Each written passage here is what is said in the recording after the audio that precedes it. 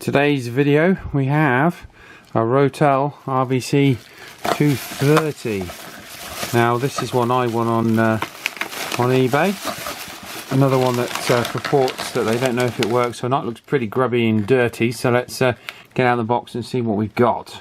Again, straight away we've got rather a smell of cigarettes on this one, and it looks pretty grimy, pretty dirty, as you can see there. But I'll tell you what, I reckon this one will clean up alright. The case looks to be original. That looks pretty original to me. And won't need any painting of any kind. And it doesn't look like it's been in a corrosive environment. So, good radios, the 230s.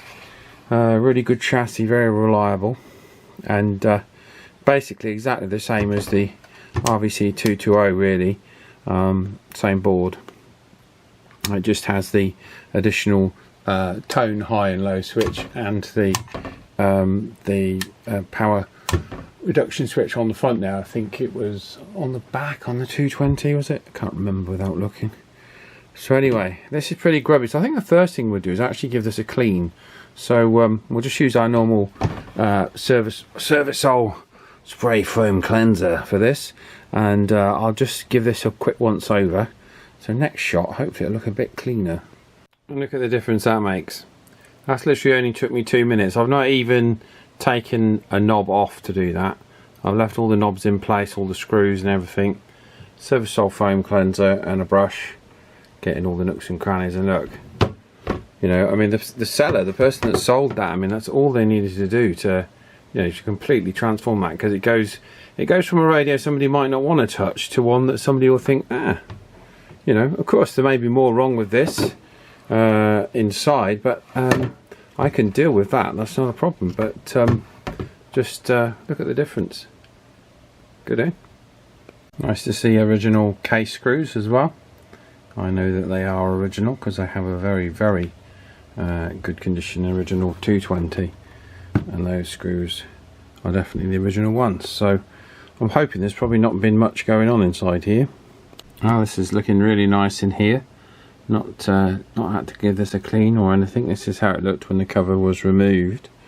So straight away you can see that this hasn't had any messing on this side, at least.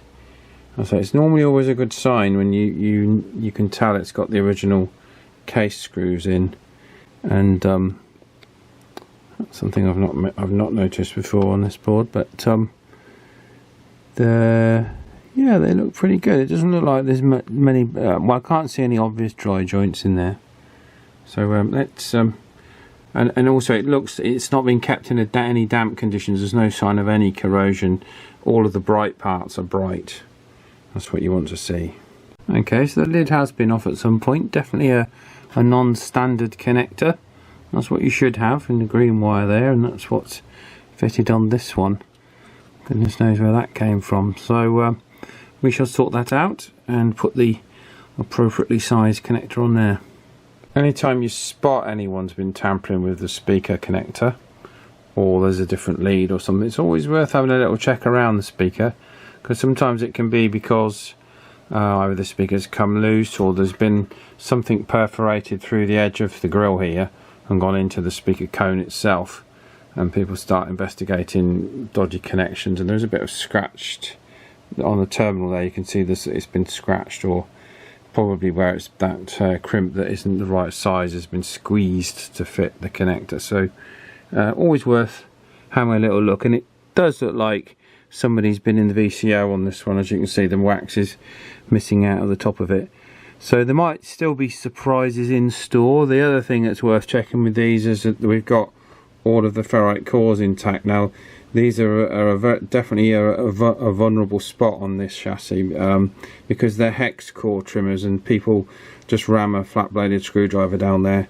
and tend to break them, and they are quite hard to get hold of, to put it lightly, to say that. So I'm hoping that they all turn properly. If not, that could be a headache. But I can spot that the VCO has been played with on this, and so it looks like it's probably had a screwdriver in it at some point. But other than that, it does look in pretty good condition. You can see on this capacitor here that's a little bit worrying, because that does look a bit, well, a lot receded, doesn't it? There might be plastic casing on it there. So anyway, we shall first just check the diode on the incomer is okay, and then we'll just take some measurements with the test equipment, so I better turn all that on. Right, before I even power this on, I'm actually going to take this capacitor out and check it on the meter. Can't see any signs of it leaking or anything like that. It actually looks okay when I removed it there, 996. So I'm going to pop that one back in. I don't think that's a problem. It's obviously just in manufacturing. It's got a little bit a bit squiffy, and I've got a proper factory mic. This radio didn't come with a factory mic, but as we've got one, we'll pop it in. It didn't come with a power lead, but they're standard on these. So if you see someone selling these without the lead, you can get these from, I think I'll get them from Doug at Nights. So that's okay. Okay, so let's give it a power on and see if we get anything here. Nothing so far. Okay, that was the kids interrupting me. Let's try again. Okay, and we have lights, we have digits. Let's just do a quick check. We've got all of the digits that we need, and I can see there that we have. So let's strap it onto channel 20, and the meter is working, and we'll plug this extension speaker into this and see first if we're getting the PA to work. So we dropped it into PA mode. 1 2 1 2. That's a good test. So that's a good test. So straight away, before you do anything, you know your audio IC is good. 1 2 1 2. A bit more volume. So on this radio, to switch it into PA mode, it's just a case of switching the Squelch switch there into PA mode. Okay, so we'll spin the RF gain up, and that's one of the extra dials you get with the 230 over the 220s, the RF gain, and obviously the front fascia switches here, and I think there's an extra stage on receive as well from memory. So let's put this into normal mode and the tone into high, and then I suppose we should try transmit really. Before we do transmit, we've just changed the speaker jack into the extension socket, and we've now got volume. So we know we've got some white noise there. We've got squelch operation. We've got the RF gain fully wound up, so we can now try transmit. So let's just make sure we're in the right mode. We are on our little switch, and we'll try transmit. And it's doing just over 3 watts, and we've got the meter moving there. We'll just have a look there. So we'll take some figures down for this. This is looking promising. So there we are. We're just under about 3.2 watts, 3.1 watts, something like that. And we'll just check the minus 10 dB works. We change the range on the meter there. Yeah, that's working. It just needs a bit of adjustment there. It's a bit too low. But so transmit, it's on frequency. We've got the trace upon the SDR. I think modulation's a little bit low, but we shall just test modulation. But we'll write some figures down so we've got something on paper first. Okay, deviation's a bit low here. 1 2 1 2. It should be 2.2 to 2.5 kilohertz, and you can see that's really low. So probably one of the reasons why this probably sat dusty for a while. Couple that with a subpar microphone, and that would have been very hard to hear anybody on. So we need to definitely look at that. Right, so straight off the get-go, receive is very good here. For 12 dB Synad, it's doing 0.33 of a microvolt there, so that's absolutely superb with no adjustment. Of course, it may well have been adjusted before I've received it, so you can't always assume somebody hasn't adjusted a radio. So that's pretty good. I probably won't be able to improve much on that, I don't think, but we'll get the service manual out for this, because I do want to check the VCO voltages, because I can see that's been messed with. We need to get a better filing system. I must have printed this manual off a million times. Anyway, let's start off with the VCO, I think, and here is the section 3.2 which covers that. Okay, for the VCO you're looking for resistor R4, which you can see in the corner there, R4, and you want to be testing off the top of the resistor there on channel 40 in receive mode, and you're looking for 4 volts, and we've got 4.09 volts, so there's no need to adjust that in receive mode. Should you need to adjust that, according to the instructions here, it's coil T1, so adjust coil T1 until you get 4 volts on the on your meter. It's normally hidden by wax, but if you hadn't already guessed, that is coil T1, and it has been adjusted, I believe, in the past, so this may well have been, like I say, you can't always rule out the fact someone might have adjusted this prior to you getting it. Okay, so the next thing you do for the VCO, set it into transmit mode, and then we adjust CT1, which is the trimmer there, that little red trimmer there.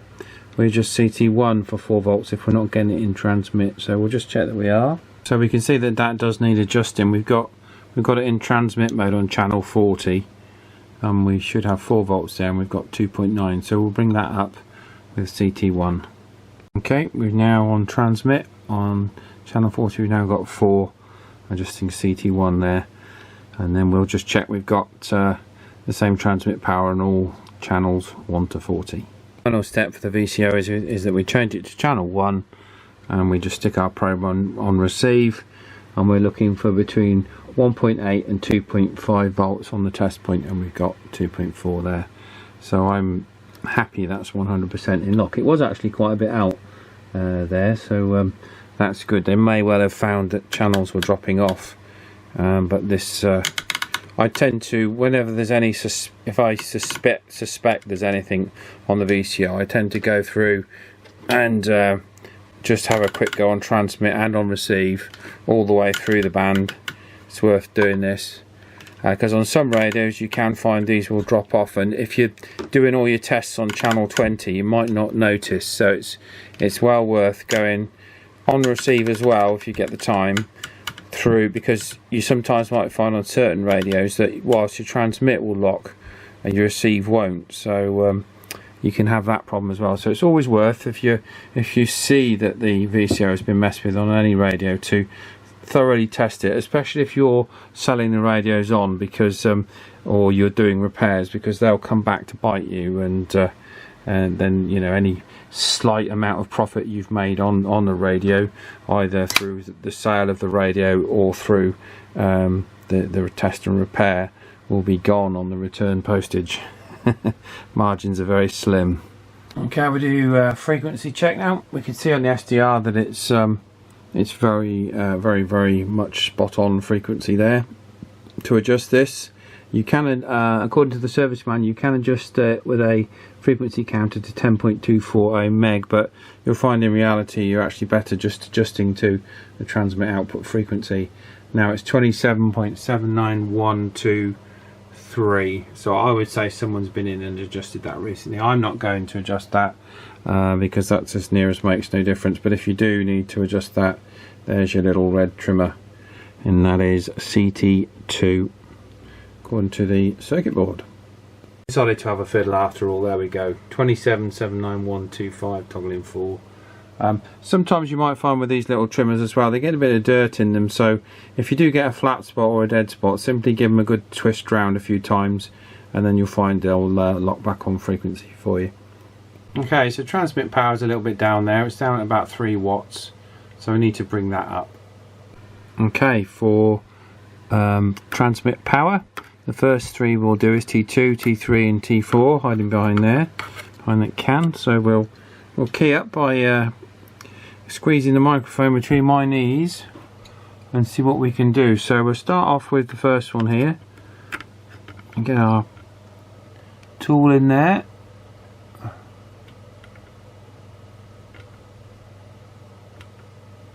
Okay, so I think that was more or less peaked anyway.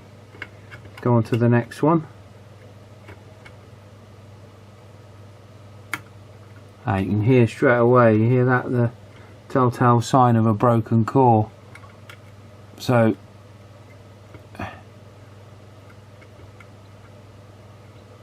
that was peaked anyway. And again, I'll be careful now with the last core, because I think somebody has been in here fiddling, and again I can hear that core's broken as well. We're not getting much adjustment on that one. Okay, so we've got 3 chipped cores in there. Now I can replace those. I do have scrap chassis here, but they're not bad enough for me to warrant replacing just at the minute. Just the top edge of them is a little bit cracked, so we'll leave them, and hopefully we won't have any problems with these 3. So that's the next step. I think this is where we'll get all the difference, I think, on this section. Okay, so you've probably seen on other videos, because this chassis is widely used in amongst like the Barracudas and other ones, but it's L4, L8 and L9. In that sequence you adjust for maximum transmit power, and then you roll back L9 anti-clockwise to get your 4 watts, although it says 3.8 in the manual, but we're going to roll that back for 4 watts. Now that's important to avoid the harmonic output that you'll get if you tune this incorrectly. So I'll do that off camera, because I want to be very careful not to damage these cores. Now I haven't got the proper green plastic core tool for these, so I've got a method where I use the, if you notice that on this ceramic tool, the actual shaft of it is actually hex shaped, and it does actually fit nicely down inside these cores, but you've got to be very, very careful with these. So I warn you, do not put a screwdriver tip down there. Always use a hexagonal driver on these. And there we go, that was quite easy to tune up there. And we've got from cold about 4.2 watts, and that'll drop down so it's warmed up to bang on 4. So that's good, we're okay there. And we'll just check we're getting the same power on we're on channel, we've done that on channel 20, so we'll just check we're getting the same power on the other channels. Okay, so now we need to switch it to low power and adjust the low power. As we saw earlier, the low power was a little bit too low, and to adjust that we need to turn RV5, but I know from experience with these they sometimes need a bit of a clean, so we'll just do that and we'll see what we're getting. Now we'll switch the meter down to its lower power setting and key the mic up. Okay, so earlier we were getting the minus 10 dB reduction, but we're not getting it now for some reason. I'm not getting any. Transmit light is coming on, but we're not getting, and you can see there the needle is moving backwards on the low power setting. Okay, so, and it's definitely RV5 adjust for half a watt. Okay, so now there's something obviously amiss somewhere there. Now it might be the switch that we're switching on the back here. So what I'll do is I'll run some switch cleaner into the back of this switch here, see if we can get that to work. I worked some switch cleaner and some WD-40 in there just to lubricate that switch, and it's still not giving me low power. So we did have it earlier, didn't we, on the video? So we've definitely got high power there, but switching it down to minus 10 dB, we're not getting anything out. So let's pay a bit closer attention to that RV5. If not, we'll look at the circuit diagram here. You can see the switch tucked down there. First thing to do is to check with the meter that it's actually making contact first, so we know the switch is working.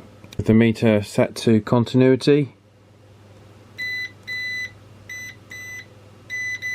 probing down there, we can tell that switch is definitely switched. So we need to focus our attention to the circuit diagram and to that potentiometer. Now I do have some skeleton presets, so if that is playing up I can possibly replace that. It was alright until I sprayed it with a bit more of a vigorous clean. Just a little bit dirty, it checked out okay. Now with a bit of adjustment we've got our, there we go, 0.4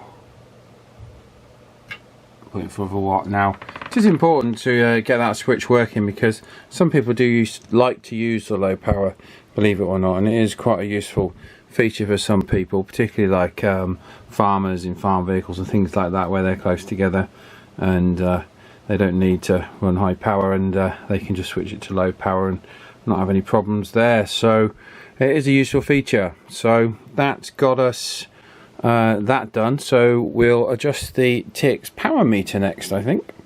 Okay, to do that it's RV4, which you can see there in the top, in the middle of your shot, and I'm just giving it a little squirt of juice, and we'll want it so when we see where we are on transmit at the minute. Okay, we're probably on low power at the minute, switch it into normal. Okay, so really that is where it should be, but so I won't be adjusting that. If you do need to adjust it, it's RV4, that one just there. Okay, and what we do for the modulation now, because this was low on this one, is we move R71 to the middle of that position there. You see that little tab there, you move that so it's in the middle position, and then on RV2 we'll set the modulation using this Korg TM60 generator. 1 2 1 2 test 1 2. There we go. That's much better now. That's exactly where it should be, 2.2 to 2.5 kilohertz. We will do an audio test with Mick when he returns back from his little break, and just check that that sounds okay, and they normally do, of course, and there's nothing worse than it under deviating or over deviating. It has to be in the Goldilocks zone. Okay, for receive, it was doing very well on receive, but we'll try and improve it a little bit more. It's T5, T7, T8. Now if you've got an RVC-230, the next one up from this, you'll also have an extra stage there, T9. You've got T10, which is there. You've got T11, which is down there, and then you've got T12, and I'm going to adjust T12 last. That's the FM detector. So we'll go through this front end here. I'm not going to do that on camera, it's a bit boring. We'll go through that front end. You see what we had prior to adjustment, which was 0.33 microvolts at 12 decibel sinus. So we're going to try and improve on that. I don't know if we will. Okay, there was a good bit of adjustment there in the first can. There very often is on these, and I imagine that's probably where back in the day in the factory that they knocked back some of the sensitivity to stop them being bleed over boxes. And so we brought it in under 0.29 microvolts for 12 dB synad, and all we've got to do is with this trimmer down here is to tweak the received audio, which there you go, we've gained a fair bit there. So that's the FM detector. Okay, and that's peaked out. So now we'll look on the synad meter to see if we've improved things or made things worse. There we go, we've got 0.27 of a microvolt for 12 dB synad, and we'll turn this all the way down.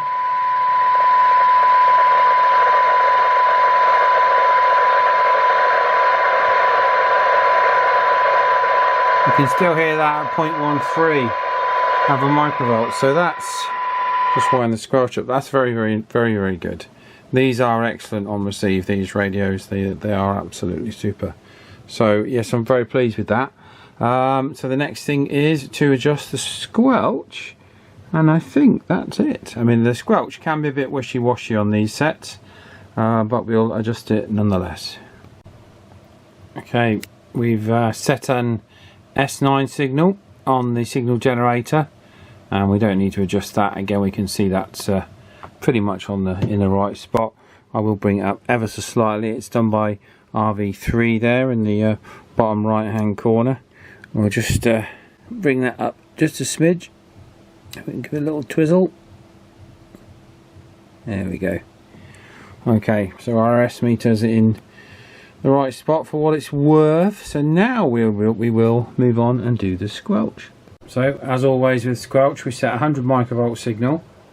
We turn the Squelch controls to full, and then we switch on the signal generator to get our tone. Now we want to be able to adjust that so it just comes in with the Squelch on maximum.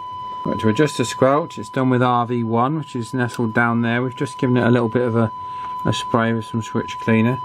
Again, I think this set was in a smoky environment, and what we're doing is just adjusting that so it just about comes in. And you can see it's just come in there. So if we reduce the signal here. We want it to go off and then just come in. There you go. You see me bringing that in at 100. So let's see how that is on the sensitive end.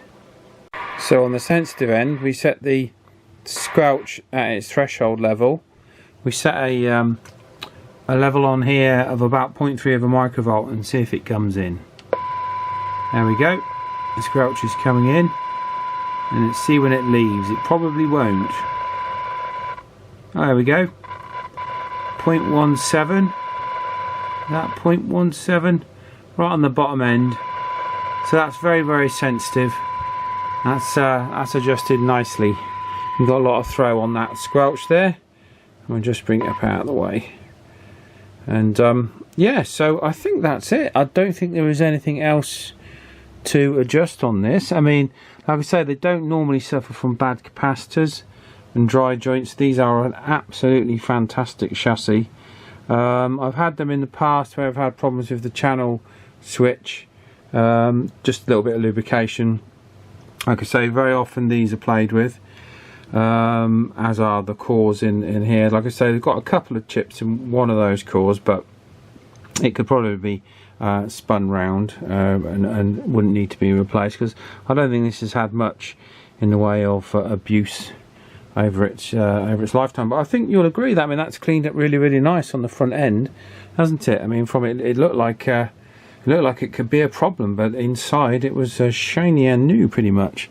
So I think we'll reassemble this now. We'll put the cases back on, and we'll have to put it to one side until Mick has got back from his little breakdown on the south coast, and when he gets back we'll do an audio test with this lovely Rotel RVC-230. Right, roll on a couple of weeks actually. Yes, I haven't been able to do much in the way of CB repairs or anything due to something that's popped up family wise, and so I've been very busy sorting that out. As you'll have seen in the last shot, we've got a nice shiny Rotel sticker now for this replacement coffin mic, which just makes it look a bit more the business, I think you'd agree. And we'll see if Mick is around on channel 25.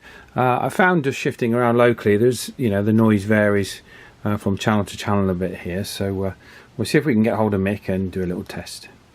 Okay, I'm just wondering if Mick is out there. I think he is. We're on the Rotel RVC-230.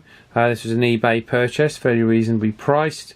It came up really nice after a good cleanup, and I'm operating this on a standard brand new replacement coffin mic, which I've popped a nice new Rotel label on there. Just took the mic away from my mouth there for a second.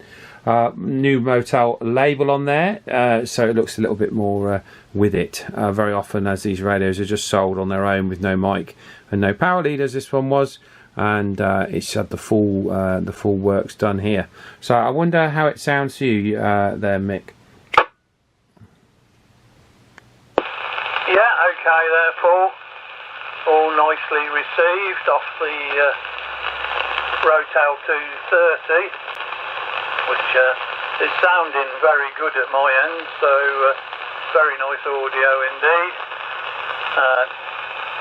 and it's just not too bassy and not squeaky at all neither.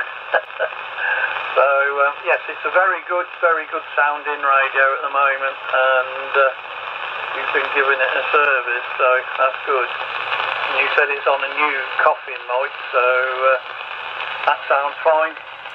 I've got no complaints at all this end. The quick brown fox jumps over the lazy dog. So I wonder how you received that one, Paul. But yeah, I've got no complaints here at all. Yeah, Rog, you're sounding very, very good as well there, Mick. Like I say, conditions are obviously pretty good tonight. You're a good signal with me, a £9 signal on the meter for what it's worth, but almost fully quietening, which is unusual. So very good receiver on the Rotel 230. A very, very good chassis, of course, in there. Super reliable. And on this particular example, it was actually like new inside the case. So it's a very nice little radio indeed. Okay, I'll come back and have a chat with you in a second, but for now, if you've been watching the full almost half an hour, I think it is, thanks ever so much. and we'll try and get some more regular content up soon. Like I say, just life outside of CB world at the moment is really busy, so I've got a fair old bit on, but we're going to try and get some content out on the channel fairly soon. So if you stand by, we'll get something on the way to you fairly quickly. Okay, if you have been watching, thanks a lot. We'll catch you on the next one.